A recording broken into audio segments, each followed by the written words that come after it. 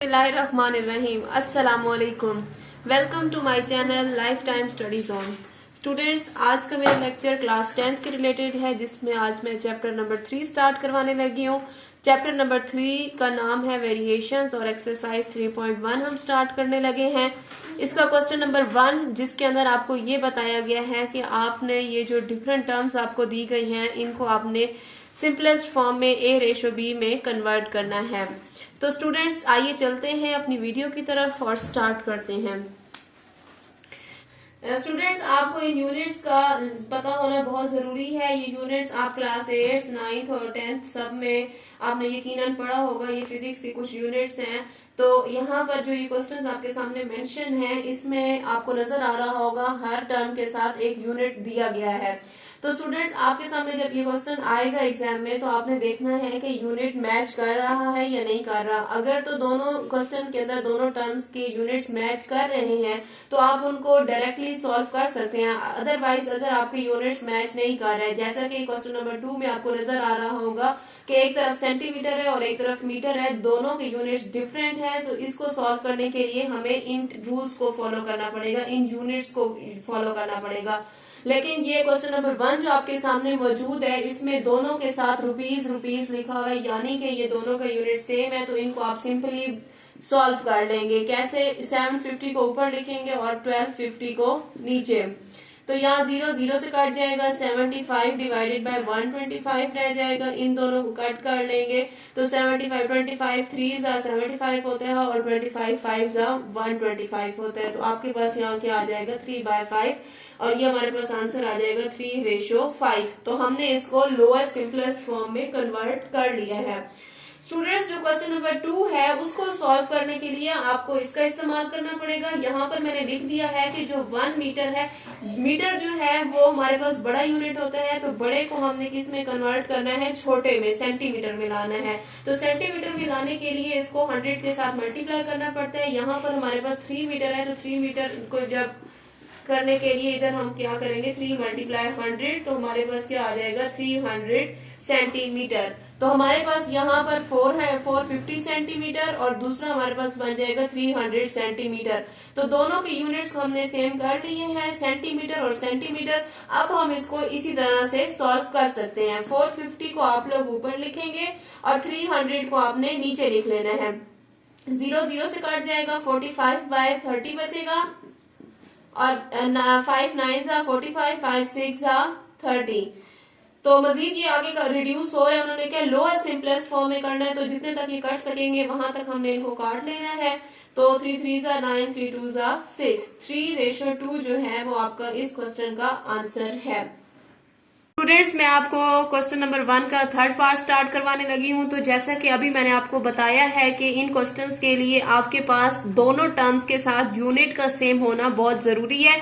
अगर यूनिट दोनों के साथ सेम नहीं है तो आप उनको डायरेक्टली सॉल्व नहीं कर सकते। उसके लिए पहले आपको उसको कुछ स्टेप्स फॉलो करके सिंप्लीफाई करना होगा, उसको कन्वर्ट करना होगा और सेम यूनिट बनाना होगा। जब आपके पास सेम यूनिट बन जाएगा, फिर आप उसको डायरेक्टली सॉल्व कर सकते हैं। लेकिन जब इस फॉर्म में आपके सामने क्वेश्चन आएगा तो उसको आप कभी भी डायरेक्टली सॉल्व नहीं कर सकते। उसके लिए पहले आपको डिफरेंट स्टेप्स को फॉलो करना पड़ेगा।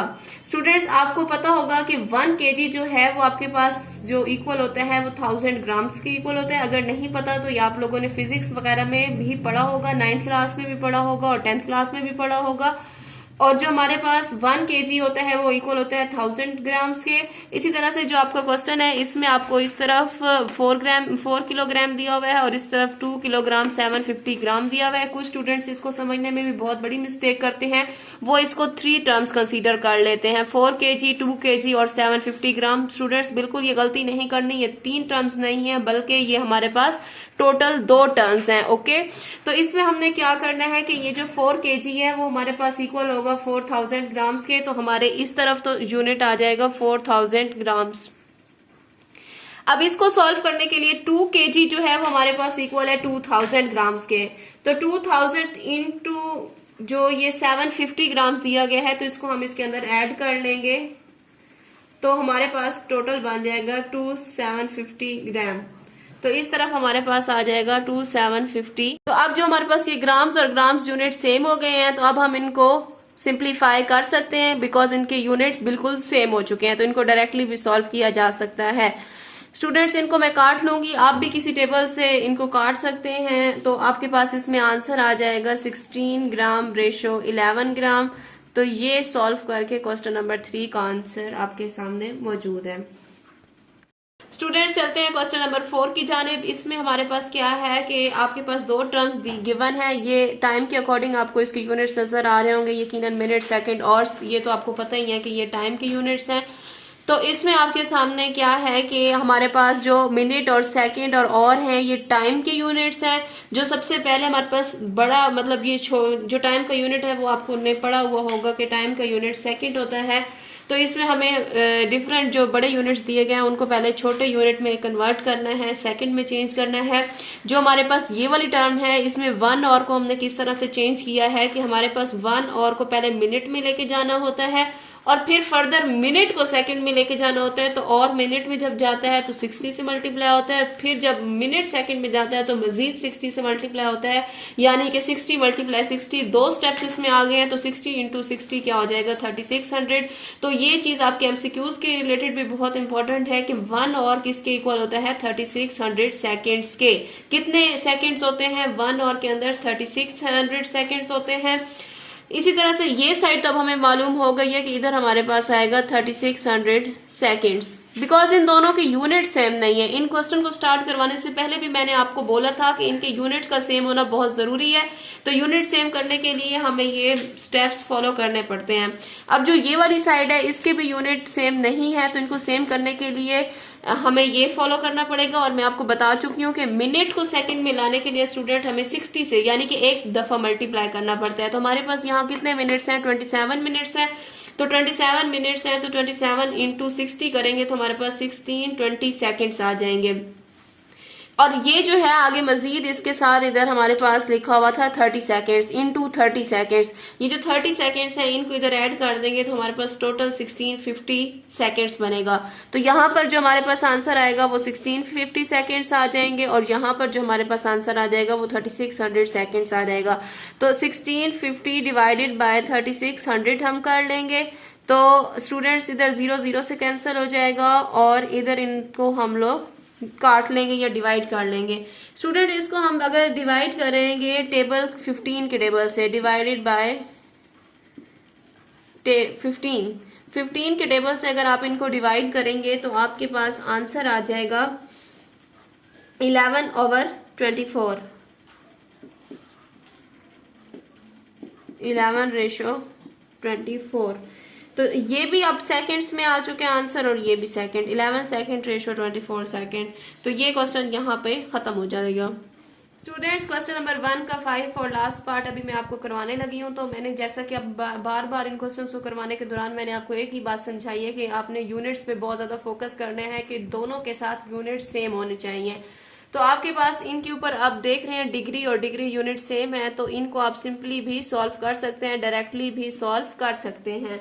तो इनको सॉल्व करने के लिए बहुत इजी है। आपको पता है कि इनको सिंपली किसी भी टेबल के साथ आप डिवाइड कर लें या किसी भी टेबल से काट लें।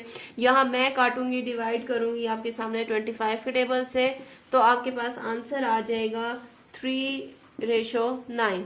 तो मजीद इनको अगर सिंप्लीफाई करें तो हमारे पास आ जाएगा 1/3। ये हमारे पास आंसर आ गया है। 1 डिग्री एंड 3 डिग्री इसके ऊपर यूनिट लगा देंगे तो हमारा ये आंसर कंप्लीट हो जाएगा। स्टूडेंट्स क्वेश्चन नंबर 1 के अंदर जो है मैंने आपको 3-4 चीजें बताई हैं। मैंने सबसे पहले आपको बताया था कि इनके यूनिट्स का सेम होना बहुत जरूरी है। जिस क्वेश्चन में यूनिट सेम नहीं होते उनके यूनिट्स को पहले सेम किया जाता है। जैसे कि किसी क्वेश्चन में आपके पास अगर किलोग्राम की फॉर्म में था तो उसको आपने सबसे पहले ग्राम में चेंज करना था। जिसमें 1 और या मिनट्स में क्वेश्चन था तो उनको आपने सबसे पहले किस में कन्वर्ट करना था, सेकेंड्स में। और जिस क्वेश्चन के अंदर आपके पास मीटर में था उसको आपने सबसे पहले किस में चेंज करना था, सेंटीमीटर में। ये कुछ यूनिट्स मैंने आपके सामने लिख दिए हैं, तो इनको पहले चेंज करना बहुत जरूरी था। और जिनमें यूनिट्स सेम थे पहले से ही उनको डायरेक्टली सॉल्व कर लेंगे और सिंपलेस्ट फॉर्म में आप इसको चेंज कर लेंगे। उम्मीद करती हूँ क्वेश्चन नंबर 1 की आपको बहुत अच्छे तरीके से समझ आ गई होगी। अब चलते हैं क्वेश्चन